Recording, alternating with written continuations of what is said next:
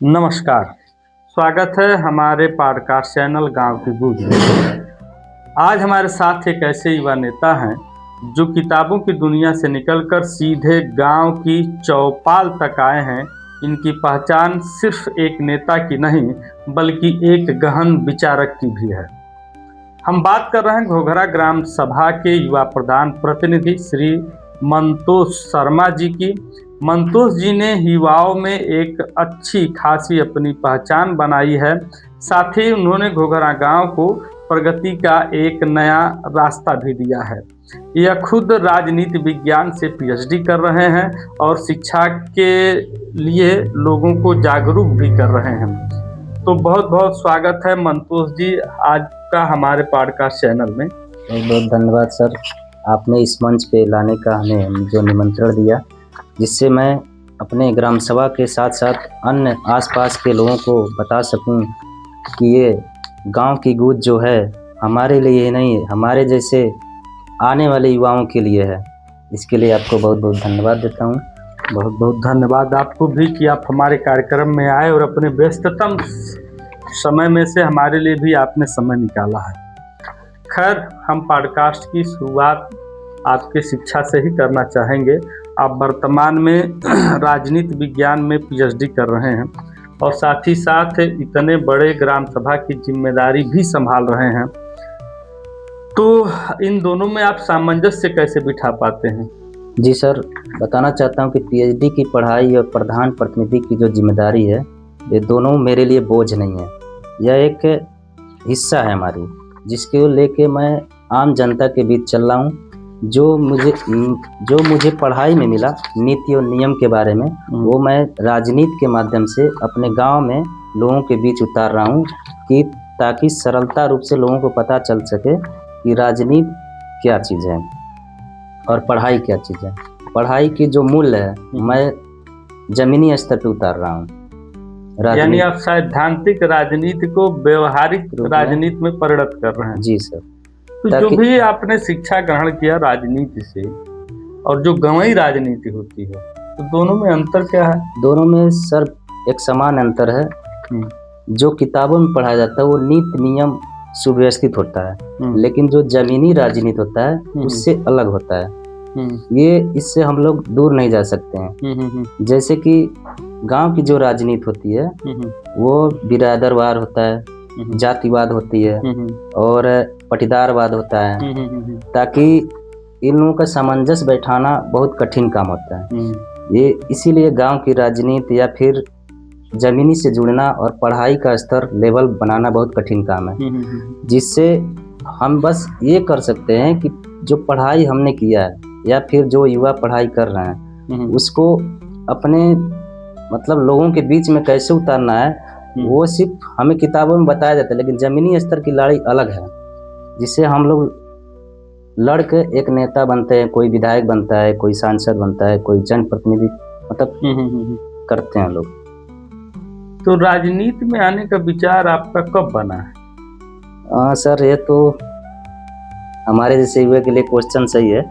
राजनीति इस उम्र में करना भी ठीक है और नहीं भी करना ठीक है। करना ये ठीक है कि अगर हम बदलाव चाहते हैं, किसी चीज़ को बदलना चाहते हैं, तो हमें आगे बढ़ना पड़ेगा, जिसके कारण हम लोग बदलाव के लिए अपने युवा साथियों के साथ, गांव के 10-15 लोग बच्चों के साथ, वो मेरे मित्र हैं, सहयोगी हैं, जो बराबर सहयोग करते रहे, उनको लेके चला और राजनीति ऐसे मोड़ पे लाया कि लोगों को बदलने के लिए विचार बदले, काम बदला, लोग हमारे प्रति, हमारे दोस्तों के प्रति, हमारे संगठन के प्रति विश्वास बनाए और राजनीति में हम लोग आ गए। राजनीति का बदलने का कारण बस परिवर्तन चाहते थे कि गांव में कुछ ऐसा परिवर्तन हो कि लोग हमें जाने और हमारी सोच को वो लोग भी लागू करें।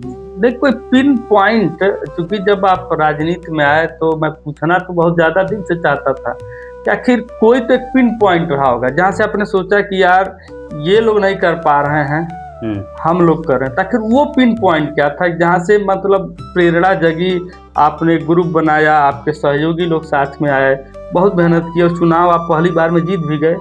जी जबकि ऐसा बड़ा रेयर होता है कि कोई एक नया बंदा राजनीति में उतरे और आते ही मतलब धमाकेदार मतों से जीत जाए। आखिर पिन पॉइंट क्या था? और वैसे सर हम राजनीति से पहले इलाहाबाद में तैयारी कर रहे थे सिविल की, सिविल सर्विसेज। तो उसी बीच मतलब पत्रिकाएं किताबें पढ़ने के दौरान हमें जो प्रेरणा मिली किताबों से, अलग अलग पत्रिकाएं आई, गुरुजनों का सहयोग रहा। तो वो जब मैं उसी समय कोरोना काल आ गया, जिसकी वजह से मैं अपने ग्राम सभा में आ गया।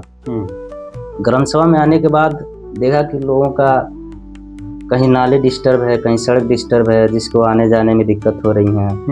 तो वो सब सहयोग करने के लिए हमने अपने प्रधान, जो उस समय वर्तमान प्रधान जी थे, उनको बताया कि सर ऐसी सी प्रॉब्लम है, आप इसको सॉल्व करिए। तो उन्होंने प्रयास किया। तो हम लोग उस प्रयास में संतुष्ट नहीं थे।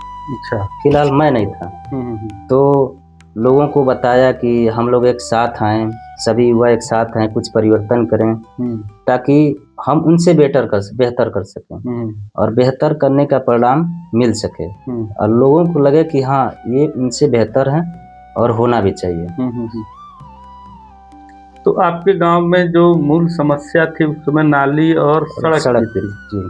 काफी लंबे समय तक लोग डिस्टर्ब रहे हैं और आपके शासन काल में वो बना है, हालांकि उस पर हम लोग चर्चा करेंगे।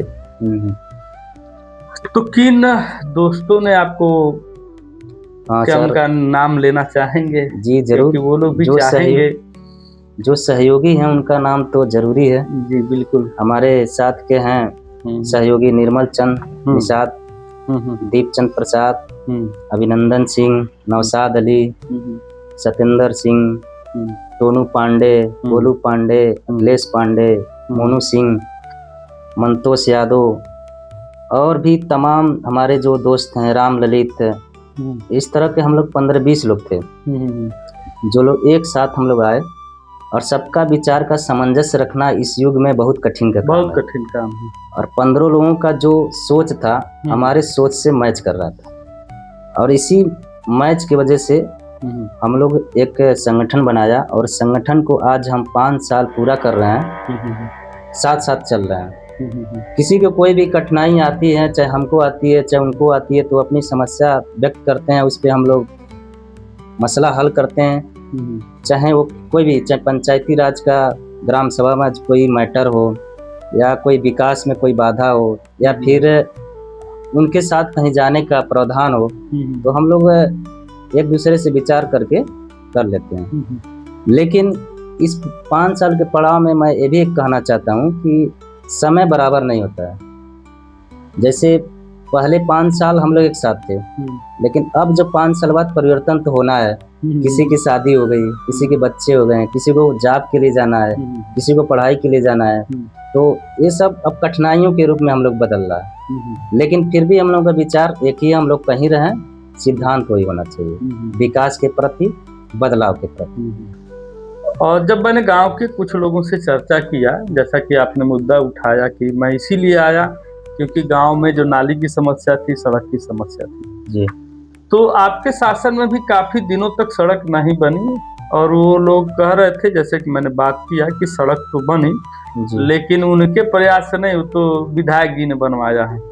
जी जी, ये तो बात सही है कि विधायक जी ने, हमारे सांसद जी ने मिलके ये सारे कार्य हमारे ग्राम सभा के जो पक्की सड़क है, मेन रास्ते वो बनाए, लेकिन इसकी पैरवी करना सबसे बड़ी बात होती है। हमने उनके पास, माननीय विधायक जी के पास कई बार लेटर पत्र के माध्यम से अपने गांव के एक से हमारे बुजुर्ग क्या बोलते हैं, व्यवहारिक रूप से हैं अनिरुद्ध जी, उनके साथ मैंने कई बार विधायक जी से मुलाकात किया। उन्होंने कई बार जाने के बाद उनके मूड में ऐसा कुछ हुआ कि मतलब कहें ठीक है प्रधान जी, आपका काम इस बार हम कर देते हैं। तो एक काम हमारे पिछले प्रधान जी भी कर सकते थे, उन्होंने भी प्रयास किया होगा, नहीं सफलता मिली, उसकी कोई बात नहीं है। तो हमने सोचा वो नहीं सफलता पाए तो हम कोशिश करते हैं। तो माननीय विधायक जी के पास, माननीय सांसद जी के पास अपने पत्र के माध्यम से कई बार नोटिस दिया, PWD को ऑनलाइन पोर्टल के द्वारा सूचना दिया गया। तो सड़क PWD के अधीन है जी। तो ग्राम सभा अपना पैसा तो उसमें लगा नहीं सकता है। उसके बाद रोपाई करके हम लोग बाढ़ के पानी में, जैसे बरसात के पानी में पत्रिका के माध्यम से पेपर में गजट करा के बहुत सारे प्रयास हम लोग किए। उसके बाद ये सड़क बना तो सब, अब सड़क किसी के मत से बना वो हमसे नहीं मतलब है, लेकिन लोगों को चलने के लिए सुविधा हो गया, वो सबसे बड़ी बात है। नहीं, प्रयास तो आप प्रयास किया। जी, प्रयास तो हुआ।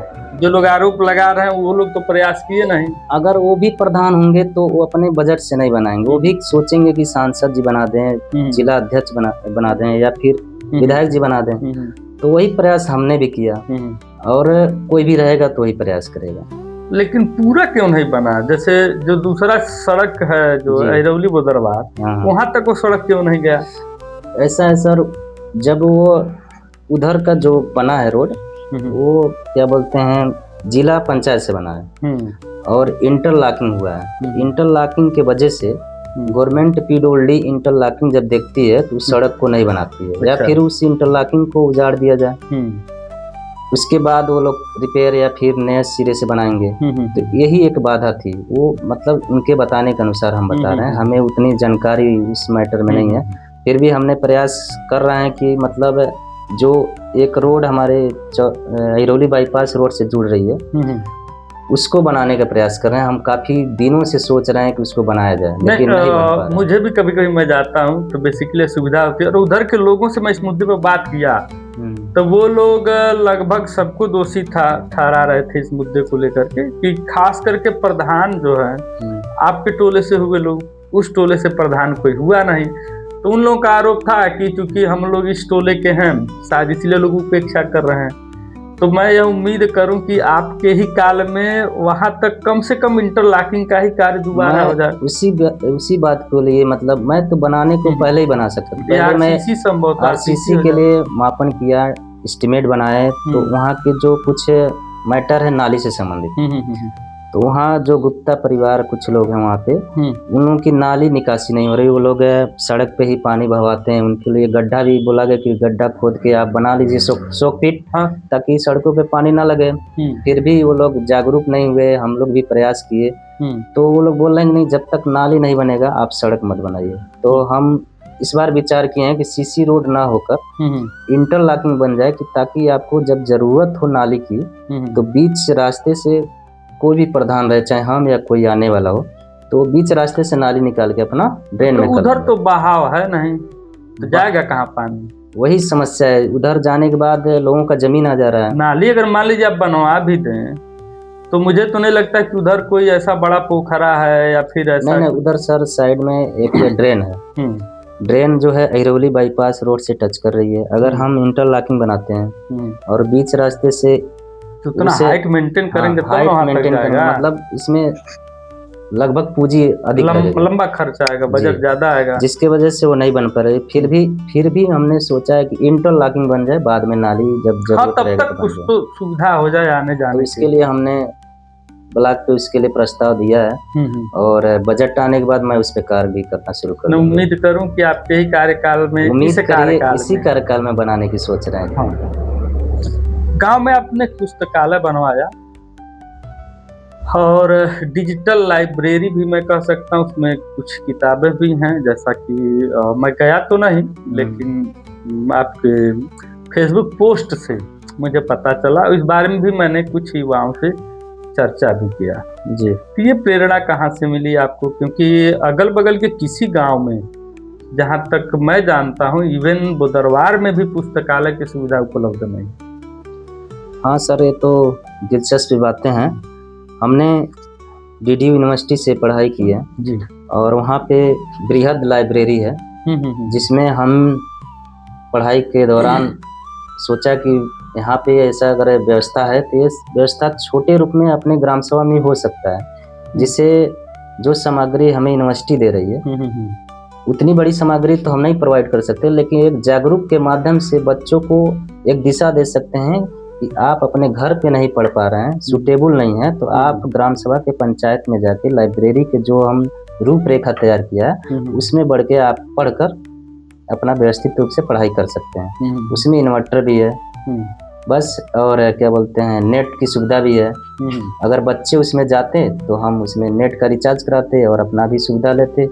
और एक पंचायत का गौरव भी रहता है कि यहाँ पे पढ़ाई होती है। हाँ हाँ।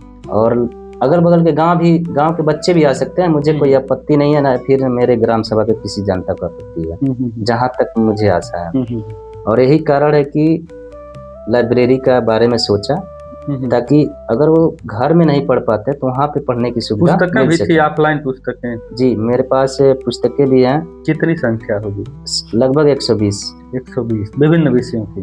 हिंदी के हैं, इंग्लिश के हैं, और साइंस के सब्जेक्ट कुछ हैं, जैसे पत्रिकाएं हैं, जिससे आपको पढ़ के कि कुछ मैं कर सकूं इसके बारे में तैयारी आगे निकल सकते। अगर आप किसी सब्जेक्ट से तैयारी कर रहे हैं तो आप अपना बुक ले जाके वहाँ पढ़ सकते हैं।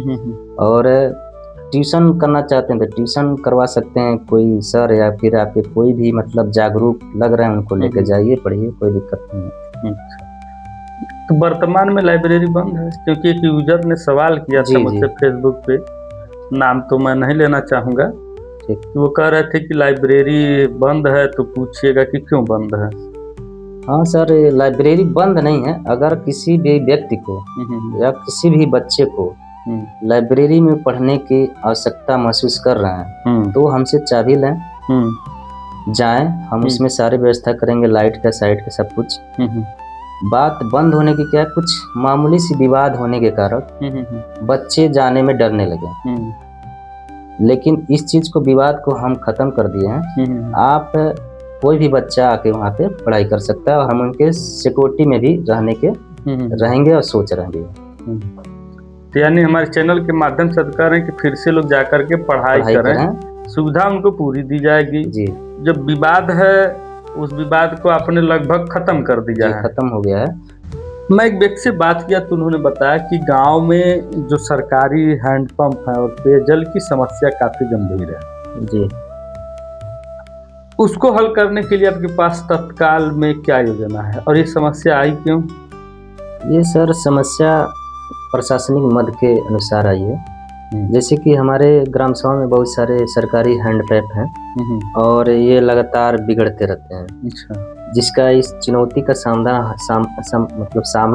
हमको हर महीने, हर हफ्ते करना पड़ता है। इतना खराब क्यों होता है? खराब का कारण यह है कि जो अगर मैं हैंडपैप रिपेयर करता हूँ तो वही पुराना फिर रिपेयर होता है, और उसकी रिपेयर के नाते मान लीजिए पाइप कोई तेज चलाता है, फिर कम चलाता है, कुछ गांव के बच्चे हैं जो डिस्टर्ब कर देते हैं, जिसके कारण वो बंद हो जाते हैं। और फिर उसको मैं मिस्त्री को फ़ोन करके या फिर उनको बुलाकर उसको सही कराता हूँ। फिलहाल इस समय जो हैंडपैप जो मरम्मत के कार्य के हैं, उसके लिए मैं प्रशासनिक सहयोग के लिए किया हूँ, प्रयास कर रहा हूँ कि ताकि सही समय पे वो सुचारू रूप से चालू हो सके और हमारे ग्राम सभा के जनता को सुलभ रूप से पानी मिल सके। इसके प्रयास में मैं हूँ। पानी की टंकी भी लगा है? जी, हमारे यहाँ पानी का टंकी जो है मंगवा खुर्द स्थापित हुआ है, और पूरे ग्राम सभा में पानी का सप्लाई दिया गया है सरकार द्वारा, जो अभी चालू नहीं हुआ है, लेकिन अभी उसका थोड़ा बहुत जो स्ट्रक्चर कुछ काम बाकी है ज्वाइंट करने का, वो ज्वाइंट प्रक्रिया चालू है। अच्छा।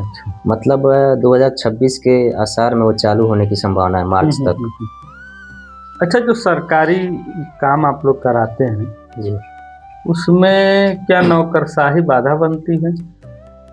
कहा जा सके तो नौकरशाही बाधा इसलिए उत्पन्न करती है क्योंकि नौकरशाही का धीमी प्रक्रिया होती है, जिस ये धीमी प्रक्रिया के कारण बाधा उत्पन्न होती है। जैसे कि मान लीजिए एक छोटा सा कार्य, किसी वृद्ध व्यक्ति का पेंशन बनवाना है, तो मैं कागजी प्रक्रिया ऑनलाइन फीडिंग किया, चाहे वो जनता ऑनलाइन फीडिंग किसी भी कंप्यूटर से कराया, तो वो क्रियाशील 1 महीने में हो जाना चाहिए। मतलब आज फीडिंग कराया, कल वीडियो सब फॉरवर्ड किए, फिर DPRO फॉरवर्ड किए, या फिर समाज कल्याण कुशीनगर मतलब जनपद, तो उसके बाद महीने सब कुछ होने के बाद महीने के लास्ट तक पेमेंट आने का संभावना हो जाना चाहिए। लेकिन ये इतनी धीमी प्रक्रिया है, नौकरशाही बाधा उत्पन्न कर रही है कि उनको पेंशन पाने में 6 महीना या फिर 9 महीने लग जा रहे हैं, किसी किसी का तो साल भर लग जा रहा है।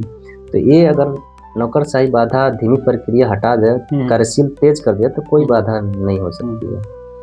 जैसे एक और पूर्व प्रधान है, जब मैं उनसे चर्चा कर रहा था ऐसे कई मुद्दों पर, जी तो उन्होंने कहा कि सबसे बड़ी समस्या तो घूस की है, कि अगर घूस न दिया जाए तो कोई काम ही नहीं हो रहा है, इसलिए भी बहुत सारे प्रधान लोग परेशान हैं। जी, ये तो है, लेकिन इसे हम व्यवहारिक रूप से रखते हैं, इसे कहीं हम फोकस नहीं कर सकते हैं। और जनता को ये चीज हम बताएंगे तो उनको अनसुलझा महसूस होगा, क्योंकि उनको लगेगा कि हम उनसे पैसा लेकर अपना पेट भर रहे हैं और उनका काम नहीं कर रहे। इसलिए हम उन लोगों के सामने ये पैसे की जिक्र नहीं करते। अपने जेब से दे देंगे ठीक है, लेकिन उनके जेब से लेना हमारे लिए अभिशाप का कार्य करेगा।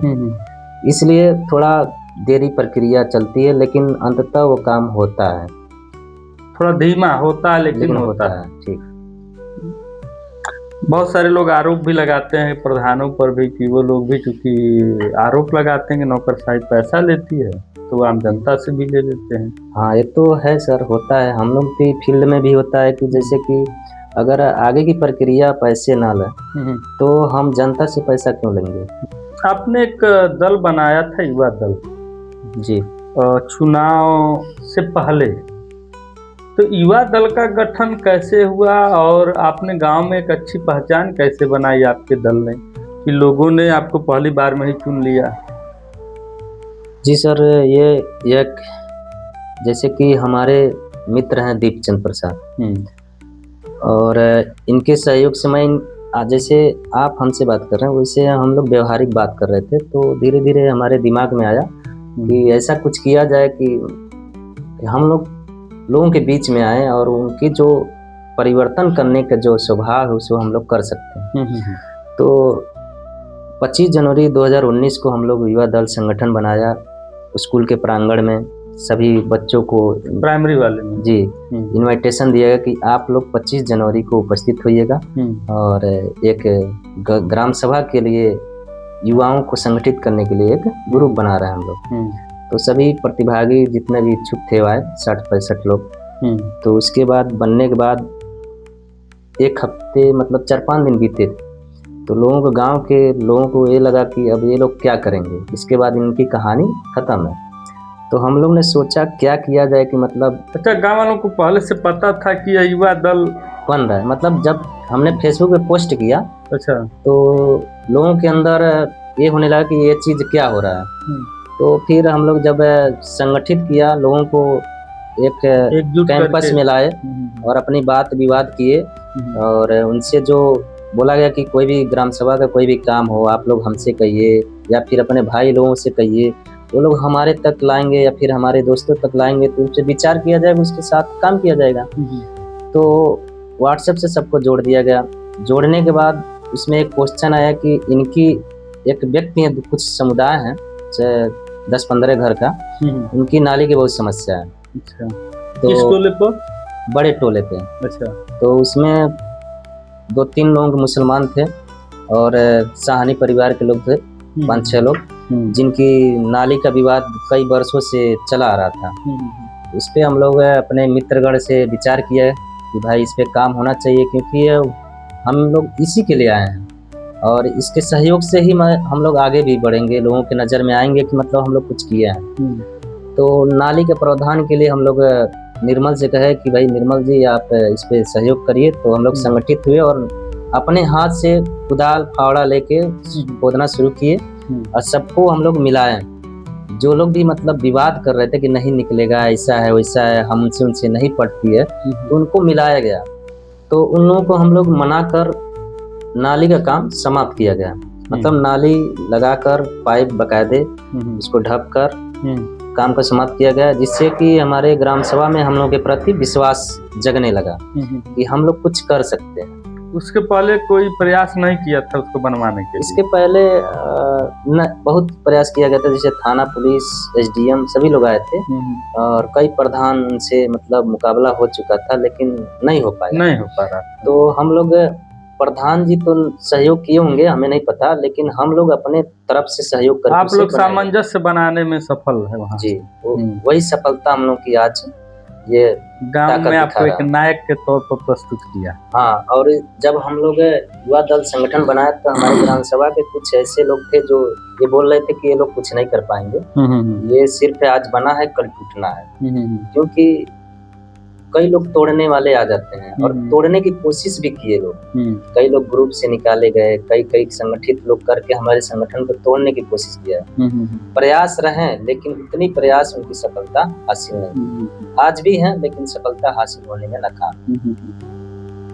और इसके साथ ही साथ हम लोग ग्राम सभा में दवा का छिड़काव किए अपने पैसे से, प्राइवेट। जब हम लोग कोरोना काल में, जी कोरोना काल में आलू और प्याज बेचकर हम लोग जनता के लिए बल्ब और लाइट का व्यवस्था किए थे।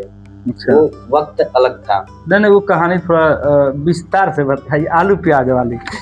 क्या था कि कोरोना का काल था। हाँ। और कोरोना के काल में हम लोग ग्राम सभा में सब्जी बेचने वाले आते थे, तो उस समय मान लीजिए सब्जी का मूल्य था आलू का 5 रुपया या 6 रुपया बेच मूल्य वहाँ से मार्केट से, और ये लोग 20 रुपया 15 रुपया में बेच रहे थे। तो हम लोगों को लगा कि ये गलत हो रहा है, क्योंकि ग्राम सभा के कोरोना काल में कोई कमाने जाने रहे, जो भी कमाने गया वो भी घर आ रहा है बीमारियों की वजह से। तो क्यों नहीं इनके सस्ते भाव पे दिया जाए लोगों को। तो हम कुछ दोस्तों के साथ, सभी लोग अपने संगठित दोस्तों के साथ पिपराइच गए मार्केट में, अपने अपने गाड़ी से आलू और प्याज लेकर आते थे। 2 बोरा आलू और 2 बोरा प्याज, और लाइन लगा के सूचित कर देते थे कि भैया आज कल प्याज और आलू बटना है, मूल्य पे हम लोग उचित मूल्य पे देंगे, आप वो लोग आइएगा ले जाइएगा। उसके बाद हम लोग लेकर आए, सुबह 7 बजे लगाते थे और 10:30 बजे तक सारा माल बेचने के बाद हम लोग घर जाते थे। जैसे 5 रुपए का माल आता था आलू का, तो हम लोग 6 रुपए किलो में उसे बेचते थे। 1 रुपए का बेनिफिट हो, जिससे कि हम लोग जो कार्य कर सके उसमें वो मूल्य लगा सकें। और वही किया। जो 1 रुपए का बजट था, जैसे कि 1000 रुपया हमारे पास आ गया, तो हम 1000 का बल्ब लिए और कुछ पैसे घटे तो हम लोग चंदा लगा के सहयोग किए। और गांव के पोल पे भी लगाया गया बल्ब, जो वो भी एक मतलब हम लोग को आगे आने का प्रेरणा मिला। लोगों को लगा कि मतलब कुछ काम करेंगे, बेहतर काम करेंगे। नहीं, काम तो हुआ है, क्योंकि मैं जब बात कर रहा था लोगों से तो खैर विरोध और समर्थन दोनों मिला। समर्थन में ये मिला कि आपने काम सबसे बढ़िया किया है, बहुत सारा काम किया है। विरोध तो खैर विरोध है।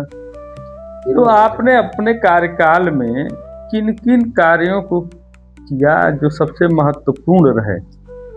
हाँ सर, ये तो और ऐतिहासिक भी रहे कि लोग मान रहे हैं कि हाँ ये काम हुआ है। सबसे पहले हमारे जब हम चुनाव जीते, जनता के सहयोग से जो जीते चुनाव, उनके सहयोग में हम सोचे कि जहाँ रोड नहीं बना है अभी तक, जिसने भी प्रधान थे लोग अगर ध्यान नहीं दिया, किसी भी कारणवश बजट हो या ना हो, किसी कारणवश हो सकता है, तो हम वहाँ पे नजर डालते हैं। तो सबसे पहले हम अपने यहाँ पे क्या बोलते हैं, कोरियाना खानदान एक है, वहाँ पे इंटरलॉकिंग बनाए। अच्छा। वहाँ पे कच्ची मतलब खड़ंजा था, उसको मैं फ्रेश किया बना के। उसके बाद मल टोला पे भी काम किए, वहाँ पे सीसी रोड नहीं थे। हाँ, लंबे समय तक नहीं था। वो 350 मीटर का लगभग एरिया था लंबाई, इसकी वजह से कोई वहाँ पे बना नहीं पा रहा। तो हम लोग सोचे कि टुकड़े टुकड़े में इससे बनाया जा सकता है।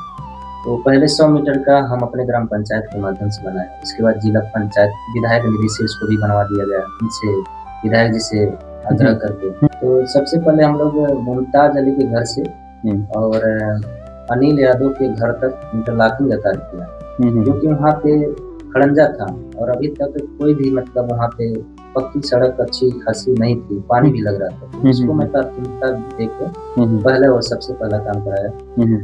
उसके बाद हम लोग हरजन बस्ती में जाने वाली यादव समाज से, वहाँ पे नाली का विवाद था। नाली कई वर्षों से नहीं बन पा रहे थे। 5-6 घर जो थे नाली नहीं, उनके पास पानी इकट्ठा करके रोड पे आते थे। बड़ा बुरा लगता था हम और लोगों को जाने में, तो हमको महसूस हुआ अंदर से कि ये चीज सही नहीं है। तो उसको बीच में नाली और उसके बाद सीसी रोड का प्रयोग किया और उसे बनाया। आज वो आसानी से लोग आते जाते हैं और अच्छा भी लगता है। इसके बाद हम लोग वहाँ पे क्या बोलते हैं हमारे टावर टोला पे, वहाँ पे भी इंटरलॉकिंग बनाए, वहाँ पे भी कोई काम नहीं हुआ था। उसके बाद हम लोग मल टोला पे काम कराए, वहाँ पे 350 मीटर तक का सड़क था और किसी ने उस पर ध्यान नहीं दिया था, तो हम सबसे पहले वहाँ पे 100 मीटर का रोड बनाया। उसके बाद विधायक जी से अनुमति लेके उनके द्वारा जो बचा रोड था उनको बनवाया गया। उसके बाद ये रोड मलटोला का जो बहुत गंभीर समस्या थी इसको हटाया गया, क्योंकि यहाँ पे बरसात के मौसम में एम्बुलेंस नहीं जा सकती, लोग अगर कहीं से आते तो 4 व्हीलर नहीं जा पा रहे थे, दोनों तरफ से पानी आ जा रहा था, जिसकी ये समस्या सबसे जटिल था हमारे ग्राम सभा में। उसके बाद हम मतलब हमारे अनुसार हर टोले पे हमने काम किया, जहाँ पे नाली नहीं था वहाँ पे नाली दिया गया। हमारे कोहरा एक टोला है, सबसे पूर्व टोला, वहाँ पे आज तक कोई काम नहीं हुआ। एक हमारे प्रधान जी थे श्री राम रतन प्रधान जी और दूसरी विजय बहादुर प्रधान जी, वो लोग काम कराए थे। उसके बाद कोई प्रधान जी काम नहीं कराए थे, तो हम आए उसके आवश्यकता अनुसार समझ के। वहाँ पे एक नाली बहुत बड़ी समस्या थी, आज तक नाली ही नहीं बना था। वहाँ पे घरों की संख्या लगभग 20-22 होगा, तो हमने कुछ घर के लिए नाली बना दिया 350 मीटर का, ताकि उनकी समस्या धीरे धीरे खत्म हो। उसके बाद अभी 10 घर बच्चे हैं, मतलब 5 या 10 घर बच्चे होंगे जिनको नाली कर सकता है, वो भी मतलब अगर मैं रहूं तो बना दूंगा, नहीं रहूं नहीं। इस कार्यकाल में संभव नहीं है। नहीं सर, इस कार्यकाल में संभव कोशिश कर रहा है, लेकिन हो नहीं पाए क्योंकि इतना बजट नहीं है मेरे पास। और एक साथ 5 साल में इतनी सारे कार्य करना बहुत गंभीर बात है, नहीं हो पाएगा। इसलिए हमने विधायक निधि से, सांसद निधि से, अपने निधि से धीरे धीरे काम कराया गया। और हरिजन बस्ती में पंचायत भवन पे जाने के लिए सीसी रोड इंटरलॉकिंग, और हमारे केवटैया मोहल्ला में है उसमें भी इंटरलॉकिंग का कार्य कराया। और जहाँ से मैं हूँ, मतलब जहाँ मेरा घर है, वहाँ पे कोई काम नहीं करा पाया। यही हमारे लिए सबसे बड़ी चुनौती है। और मैं यहाँ पे सोच रहा हूँ कि कोई काम हो, जैसे कि वहाँ पे एक नाली का समस्या है, तो 4 परिवार का है और वो बहुत जटिल कार्य है, उसको मैं घर के बगल वाले जल्दी संतुष्ट नहीं होते हैं, ये भी एक समस्या लोग जो संतुष्ट नहीं है, क्योंकि जहाँ पे लोग रहते हैं वहाँ का ध्यान न दिया जाए तो थोड़ा जटिलता महसूस होती है, और ये हमें सामना करना पड़ रहा है। खैर, आजकल चुनाव बड़ा कठिन होता जा रहा है दिन ब दिन, और आप राजनीति विज्ञान के विद्यार्थी रहे हैं, तो राजनीति में आप किसे आदर्श मानते हैं अपना? देखिए सर, राजनीति एक नीति नियमों पर आधारित संस्था कहा जा सकता है, या फिर वैचारिक मतभेद। तो जो हम किसी विशेष व्यक्ति को नहीं, जो लोकतंत्र को मजबूत रखता है उसे हम अपने विचारों में संगठित रखते हैं। जैसे कि हमारे महात्मा गांधी, उनके आदर्शों पे चलना, सत्य की राह पे चलना। जैसे हमारे वल्लभ भाई पटेल ईमानदारी, कर्तव्य निष्ठा से अपने भाव, श्रद्धा अपने देश को प्रेरित किया। और जैसे हमारे माननीय APJ अब्दुल कलाम जी, जिनके विकास और विज्ञान की सोच को आगे बढ़ाए, उनके लोकतांत्रिक जो रूपरेखा है वो हमने ढालने की कोशिश की। यही हमारे आदर्श हैं। आज के युवाओं को जो राजनीति में आना चाहते हैं, क्योंकि आप जैसे 2-4 लोग और जीते थे जो बिल्कुल युवा थे, और आपके ही गांव में कई युवा इस समय ताल ठोक रहे हैं, साथ ही अगल बगल के गांव भी देख रहे हैं कि कई युवा राजनीति में आना चाहते हैं, तो उन्हें आप सक्रियता और शैक्षणिक योग्यता, 2 चीज़ें मैं महत्वपूर्ण मानता हूं कि इन मुद्दों को लेकर के लोगों को आना चाहिए, और आ भी रहे हैं आज के युवा। लेकिन आप किसको महत्वपूर्ण मानते? कई बार गांवों में शैक्षणिकता को ज़्यादा महत्व लोग नहीं देते हैं, तो आप क्या मानते हैं कि शिक्षा महत्वपूर्ण है? अगर सर देखा जाए शिक्षा महत्वपूर्ण नहीं होता तो आज हम ग्राम सभा के एक प्रधान प्रतिनिधि नहीं होते, क्योंकि हमने शिक्षा से ही यहाँ पे आया। और शिक्षा के जो नियम रूपरेखा जो हमने पढ़ा है या फिर एनालिसिस किया है, उसी को मैं लोगों के बीच में उतार रहा हूँ। जमीनी तौर पर देखा जाए तो ये बहुत जटिल प्रक्रिया है, लेकिन इसे वही उतार सकता है जो इसके जीवन में शिक्षा है। शिक्षा, अगर आप जैसे एजुकेशन नहीं लिए हैं, एप्लीकेशन नहीं लिख पा रहे हैं, तो आप कैसे प्रशासन के पास जनता की भावना को ले जाएंगे? जनता के बाड़ी या फिर कोई भी प्रकोप लगता है या विद्रोह होती है हमारे प्रति, तो हम कैसे उनसे सामना करेंगे?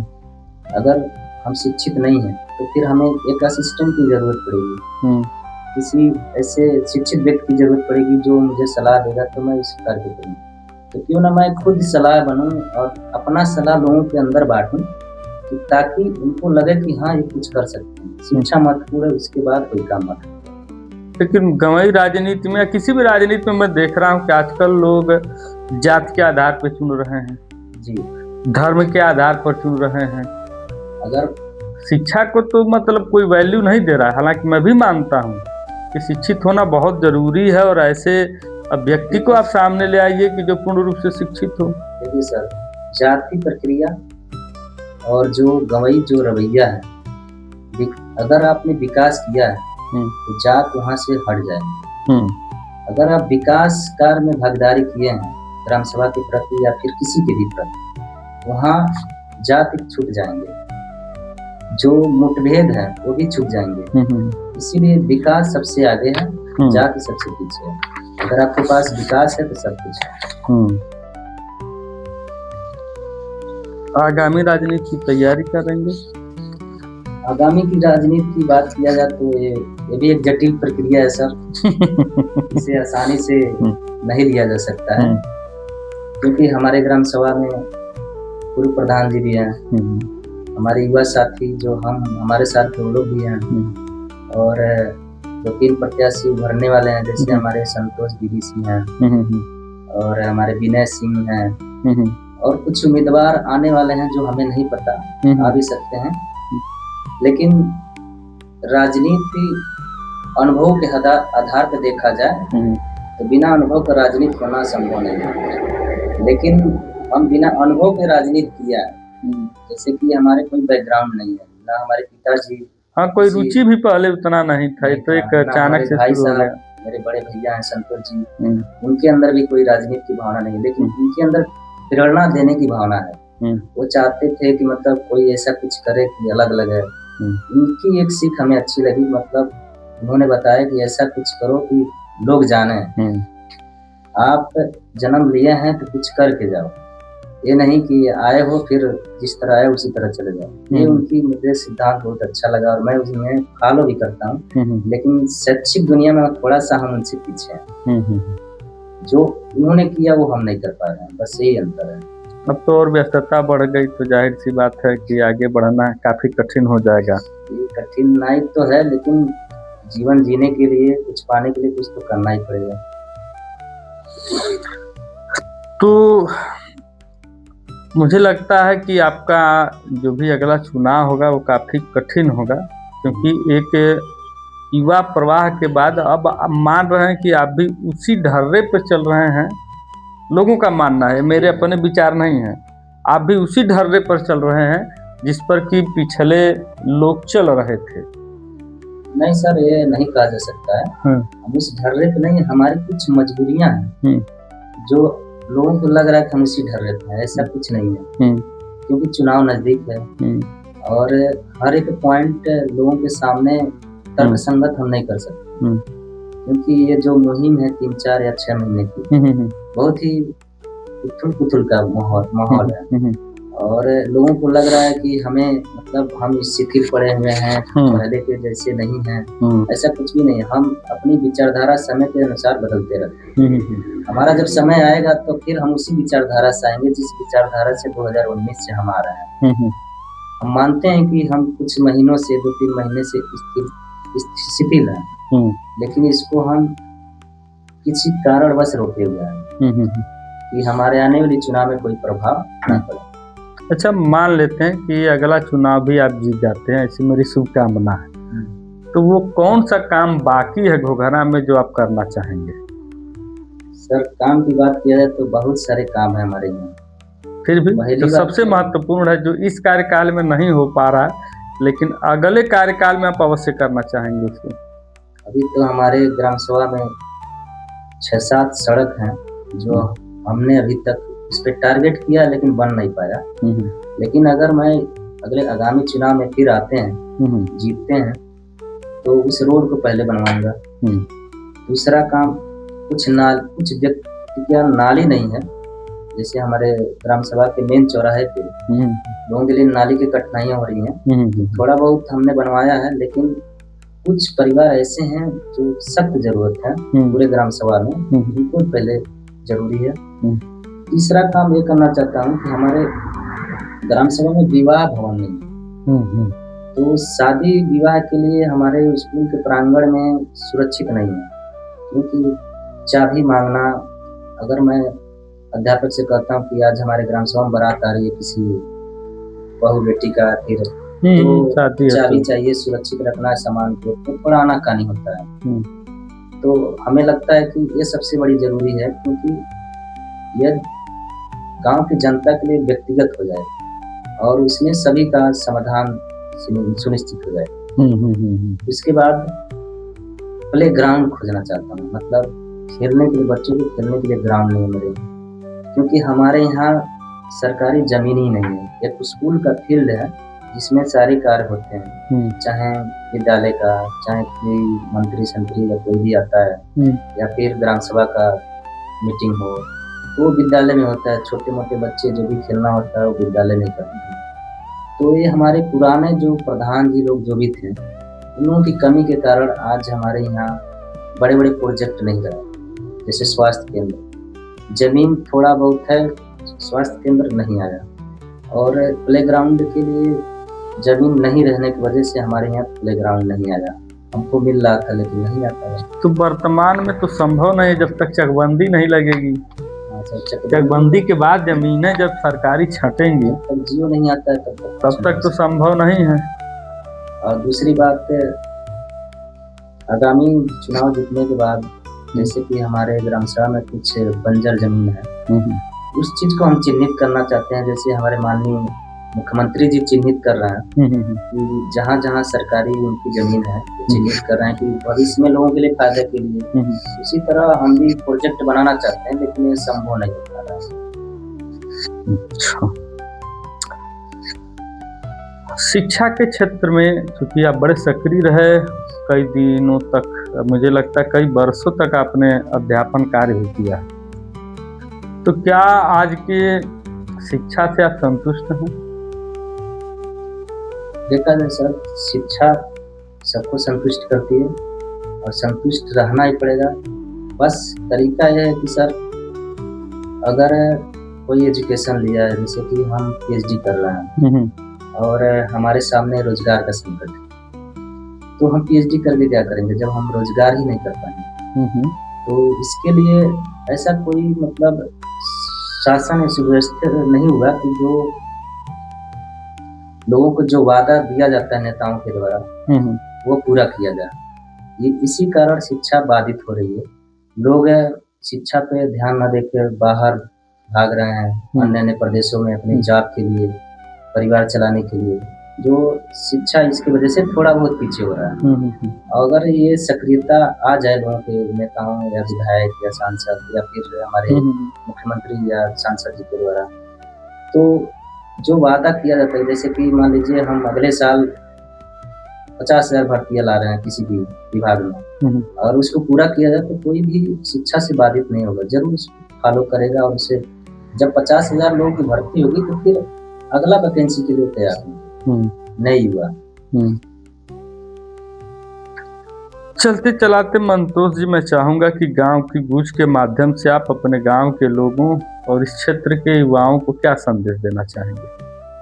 देखिए सर, गांव की गूंज जो है हमारे लिए, हमारी युवाओं पीढ़ी के लिए बहुत बड़ी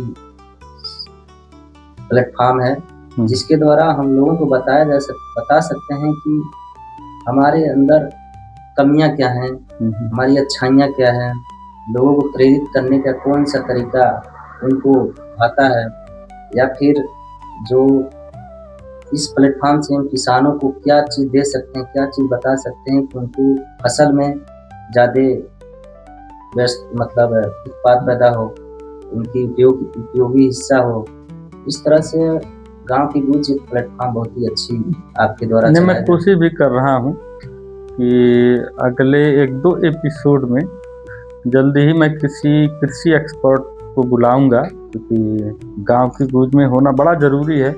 जो तमाम फसलों उनके देखभाल से लेकर के उनसे सलाह मशवरा करूं, तमाम रोगों, नई प्रजातियों, नए उर्वरकों के बारे में चर्चा करूंगा। इसके बारे में मैं अभी व्यवस्था बना रहा हूं। जल्द ही आपके बीच किसी एक नए एक्सपर्ट को मैं लेकर के आऊँगा। ये गांव की गूंज एक विशेष लोगों के लिए नहीं है, सभी के लिए, जो ईमानदारी रूप से, जो अब सक्रियता रूप से भाग लेते हैं या फिर किसी भी प्लेटफॉर्म में हो। ठीक है सर। हर उस व्यक्ति का यह मंच है जिसने हमारे समाज को प्रेरित किया है, गांवों को एक नई दिशा देने का कार्य किया है। यह मैं बार बार दोहराता रहा हूं, फिर दोहरा रहा हूं कि यह कोई एक राजनीतिक मंच नहीं है। मैं हर उस व्यक्ति को आपसे रूबरू करवाना चाहता हूं कि जिसने कुछ अलग किया है, अनोखा किया है, युवाओं को प्रेरित किया है, समाज को प्रेरित किया है, और उसने जो भी कार्य किया है उसको मैं आप तक पहुंचाने का प्रयास करता रहूँगा। और चलते चलाते मैं आपको धन्यवाद ज्ञापित करता हूं कि आपने व्यस्ततम समय में से समय निकाला और आज हमारे मंच पर आप आए, अपने विचारों को साझा किया। और उम्मीद करता हूं कि भविष्य में जब भी मुझे मौका मिलेगा मैं आपको आमंत्रित करूंगा और आपके विचारों से इस क्षेत्र के युवाओं को प्रेरित करने के लिए मैं आपको आमंत्रित करता रहूंगा। आज के लिए बहुत बहुत धन्यवाद। धन्यवाद सर आपको।